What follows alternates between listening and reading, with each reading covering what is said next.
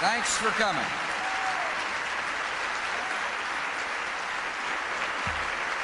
Thank you all very much. Thanks a lot. Please be seated. Thanks a lot for the warm welcome. It's a pleasure to be back in Philadelphia, a city known for the history that was made here and the spirit of compassion which is found here. I'm honored to spend the time with you all. I thank you for your interest in our country. You love God with all your heart, all your soul, and all your strength.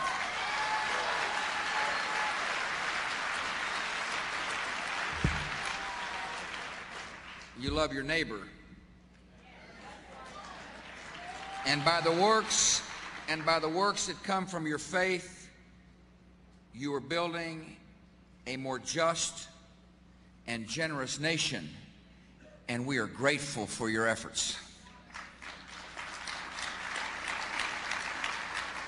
I appreciate the tremendous turnout for this White House Conference on Faith-Based and Community Initiatives. I think it's a really important conference. Many faiths and many traditions are represented here, yet we share the same belief that every person in need is a worthy child of God.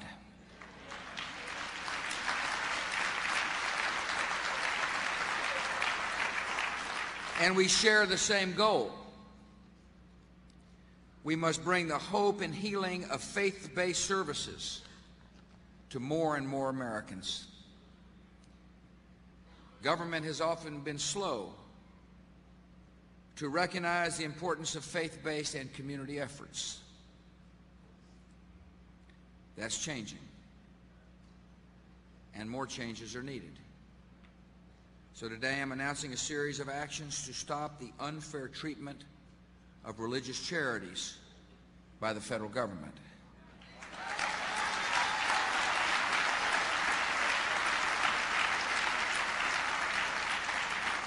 If a charity is helping the needy, it should not matter if there's a rabbi on the board or a cross or crescent on the wall or a religious commitment in the charter. The days of discriminating against religious groups just because they are religious are coming to an end.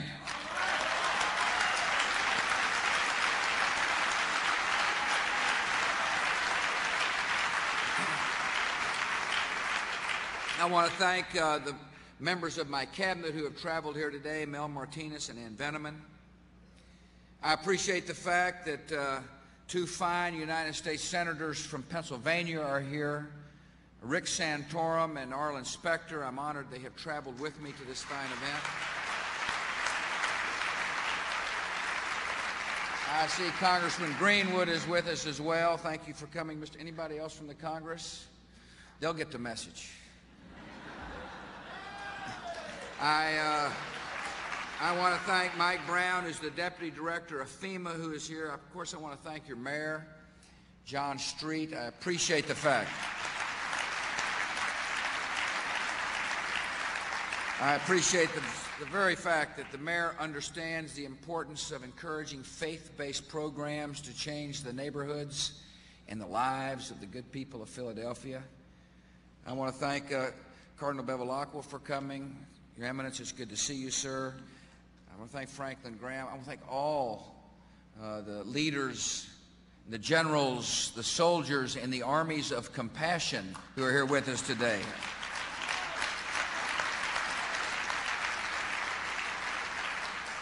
Today I landed at Air Force One. One of the things I try to do is herald the heroes of our society. I met Gary Hobbs, the USA Freedom Corps greeter, the former NFL player for, of course, the Eagles, who volunteers as a mentor for disadvantaged children. I want to thank Gary for his support and his service.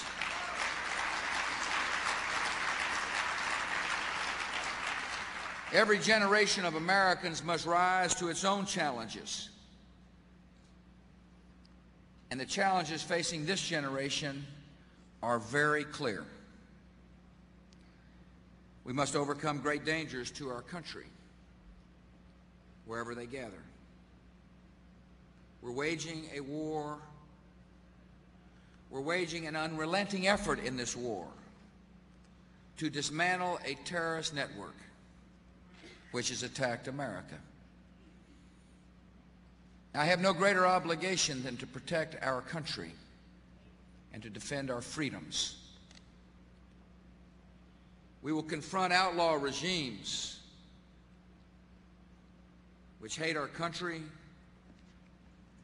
and arm to threaten civilization itself.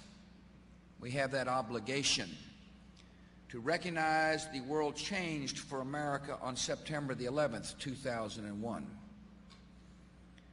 Before that date, it seemed like we could use the oceans to protect us from gathering dangers. We could be confident that nobody could possibly hurt Americans on American soil. And that changed. And therefore, our government and your leadership must have a realistic assessment of the dangers we have faced and we will face. We have acted, and we will act again to protect the American people and to keep the peace.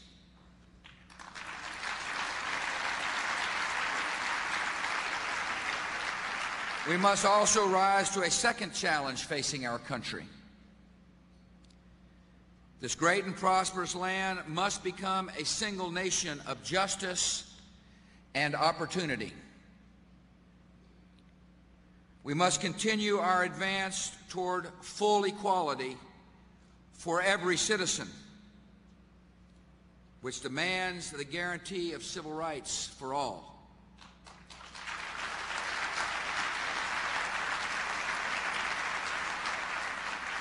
Any suggestion that the segregated past was acceptable or positive is offensive, and it is wrong.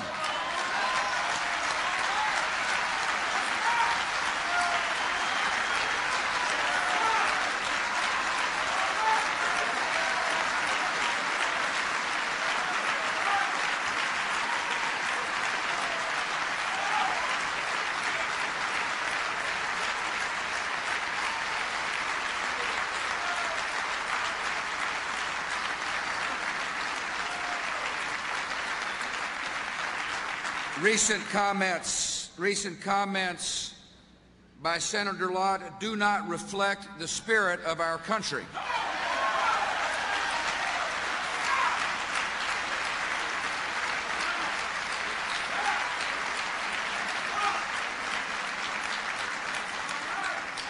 He has apologized, and rightly so.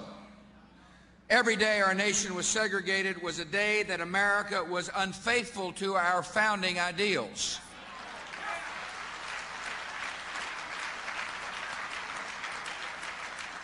And the founding ideals of our nation, and in fact the founding ideals of the political party I represent, was and remains today the equal dignity and equal rights of every American.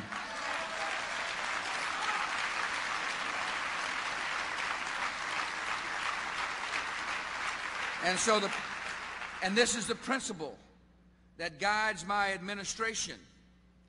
We will not and we must not rest until every person of every race believes in the promise of America, because they see it in their own eyes, with their own eyes, and they live it and feel it in their own lives. We have work to do. Let's be honest about it. We got a lot of work to do in this country because there are pockets of despair in America. There are men and women who doubt the American dream is meant for them.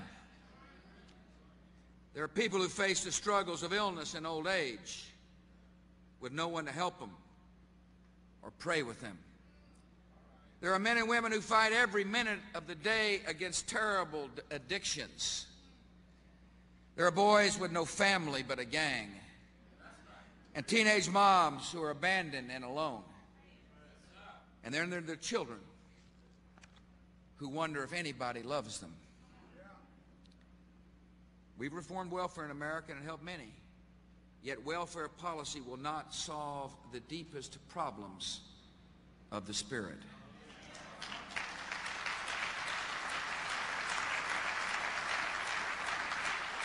Our economy is growing, yet there are some needs that prosperity can never fit.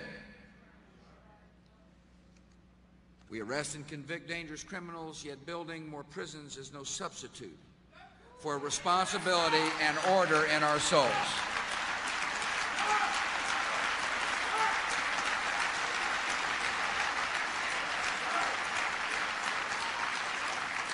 No government policy can put hope in people's hearts or a sense of purpose in people's lives.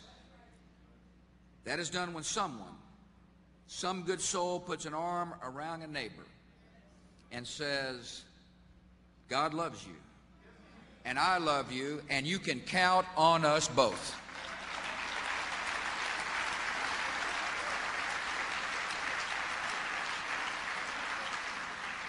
And we find that powerful spirit of compassion in faith-based and community groups across our nation. People giving shelter to the homeless, providing safety for battered women, giving care and comfort to AIDS victims, bringing companionship to lonely seniors. I saw that spirit of compassion earlier today when I visited adults and children involved in a program called Amachi at the Bright Hope Baptist Church right here in Philadelphia. In the Amachi program, good people from more than 50 churches in this area serve as mentors to the children of prisoners. They share their time and attention. They just serve as a friend. Most of us find it difficult to imagine the life of a child who has to go through a prison gate to be hugged by their mom or a dad. Yet this is the reality for almost 1.5 million American boys and girls. They face terrible challenges that no child deserves to face. Without guidance, they have a higher risk of failing in school and committing crimes themselves. The volunteers of Amachi who are with us here today with the children they are loving are such wonderful givers of guidance and love. I'm told that Amachi is a Western African word that means who knows what God has brought us through this child. That attitude is the inspiration of a good mentoring program. No child is a problem or a burden. Every child is a priority and a blessing.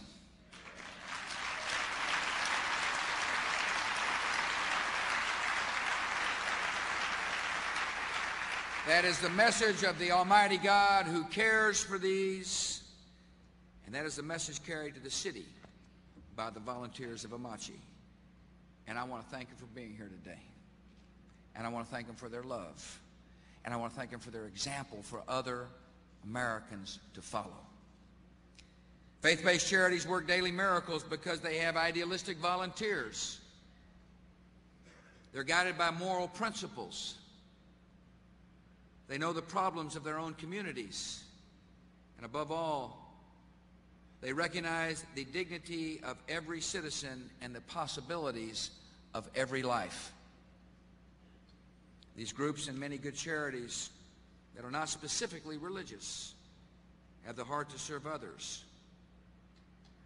Yet many lack the resources they need to meet the needs around them.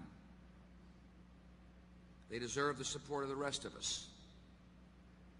They deserve the support of foundations. They deserve the support of corporate America.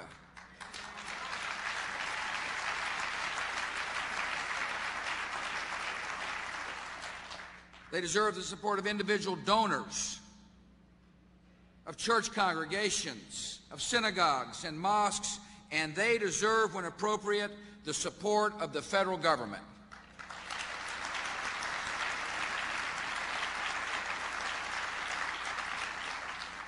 Faith-based groups will never replace government when it comes to helping those in need.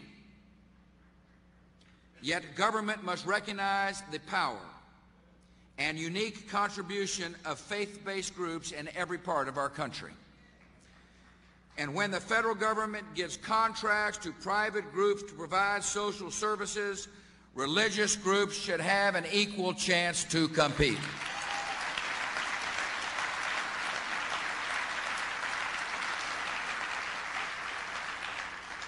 When decisions are made on public funding, we should not focus on the religion you practice. We should focus on the results you deliver.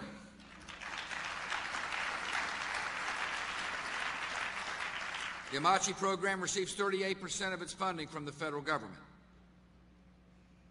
My administration has been working for nearly 2 years to encourage this kind of support to good faith-based programs. And we're making some progress. The Department of Housing and Urban Development, run by Mel, we've changed regulations in 8 programs which cover over $8 billion in grants to encourage competition that includes faith-based groups. We've opened up more than $1 billion in after-school programs to competition, including faith-based groups. We're reaching out to grassroots community groups and helping them learn the complicated process of grant making. I see a lot of heads nodding when it comes to complicated process. Yet there's a lot to do. In government, we're still fighting old attitudes, habits, and rules that discriminate against religious groups for no good purpose. In Iowa, for example, the Victory Center Rescue Mission was told to return grant money to the government because the mission's board of directors was not secular enough. The St. Francis House homeless shelter in South Dakota was denied a grant because voluntary prayers were offered before meals. A few years ago in New York, the Metropolitan Council on Jewish Poverty was discouraged from even applying for federal funds because it had the word Jewish in its name. These are examples of a larger pattern, a pattern of discrimination. And this discrimination shows a fundamental misunderstanding of the law. I recognize that government has no business endorsing a religious creed or directly funding religious worship or religious teaching. That is not the business of the government. Yet government can and should support social services provided by religious people as long as those services to go to anyone in need, regardless of their faith.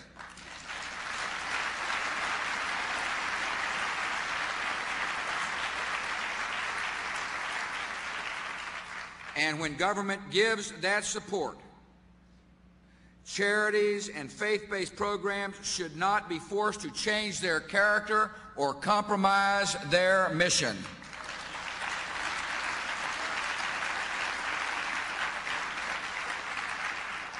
And I don't intend to compromise either.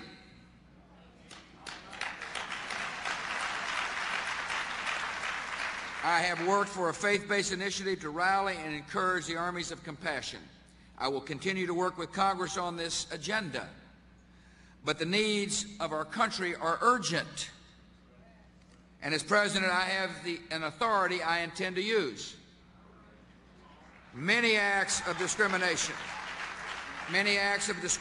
against faith-based groups are committed by executive branch agencies.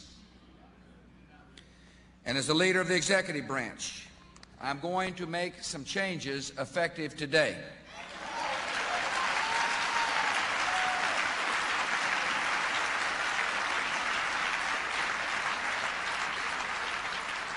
First, in a few minutes, you will be happy to hear, I am going to sign an executive order directing all federal agencies to follow the principle of equal treatment in rewarding social service grants.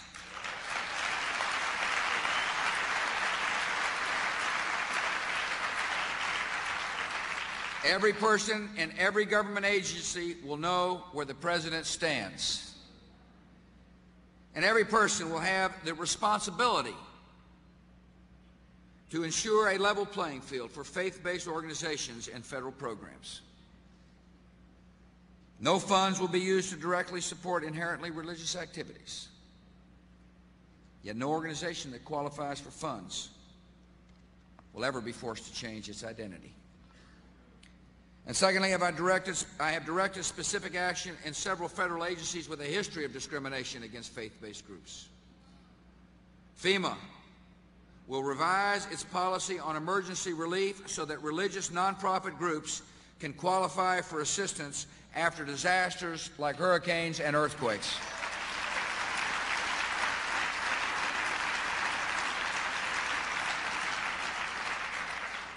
HUD and HHS will provide so much grant money to communities across America, will revise their regulations to reflect the principle of non-discrimination.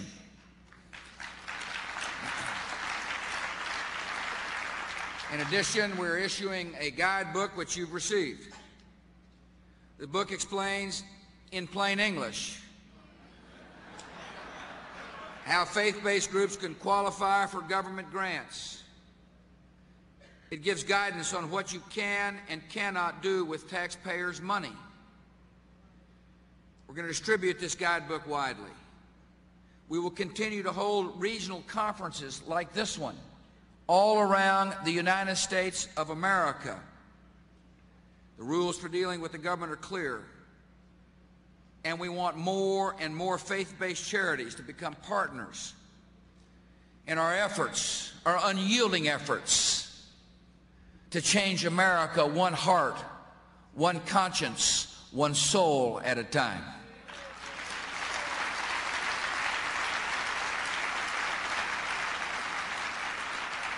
Through all these actions, I hope that every faith-based group in America, the social entrepreneurs of America, understand that this government respects your work, and we respect the motivation behind your work. We do not want you to become carbon copies of public programs.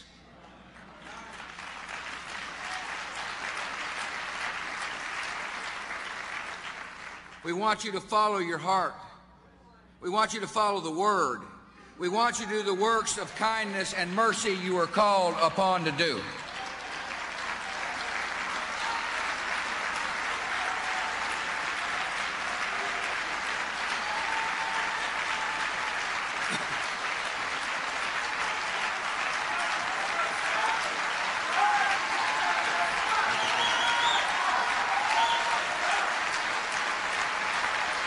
Thank you.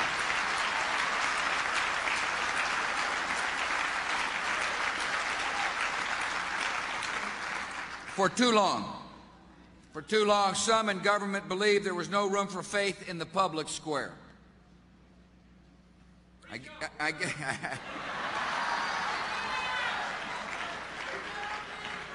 guess they've forgotten the history of this great country. People of faith led the struggle against slavery. People of faith fought against child labor.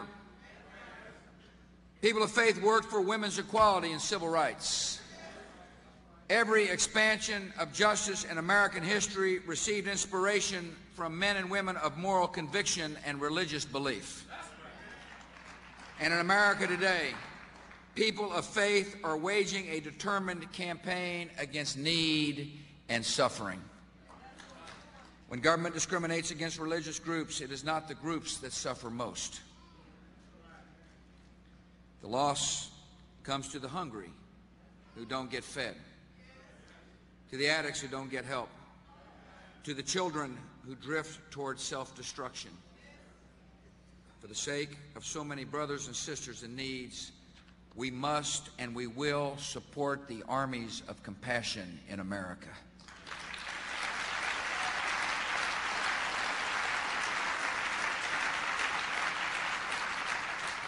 The steps we take today will help clear away a legacy of discrimination against faith-based charities. In the new year, I will announce further initiatives to help community groups that serve their neighbors.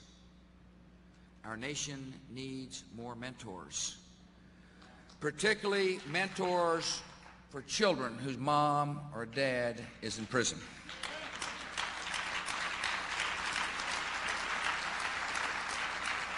Our nation needs more centers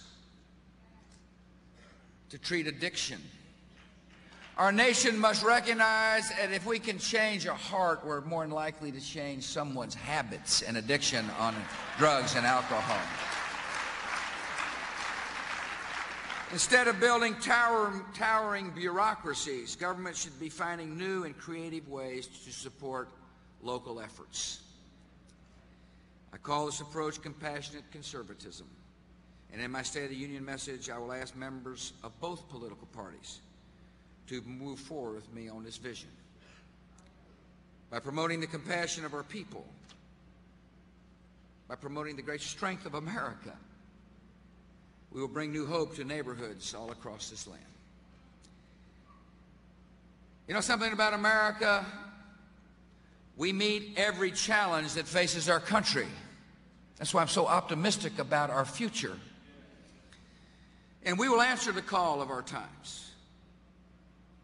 We will defend our freedoms. And we will lead the world toward peace. And we will unite America behind the great goals of justice and compassion. In the work of compassion, it is not the people in government who are the experts. The people in this room are the experts.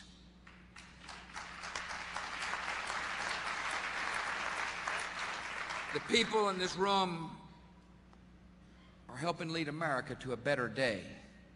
You just need to know that. And you need to know that I am incredibly grateful for what you do. There's a saying, nobody can teach you how to be a good servant of God. You have to learn it on the job. And you are doing that job so incredibly well. I appreciate your commitment. I appreciate your commitment. I appreciate your service. I appreciate your love. And now I'm proud to sign this executive order providing equal treatment for faith-based charities all across the greatest land on the face of the earth, the United States of America. May God bless you all.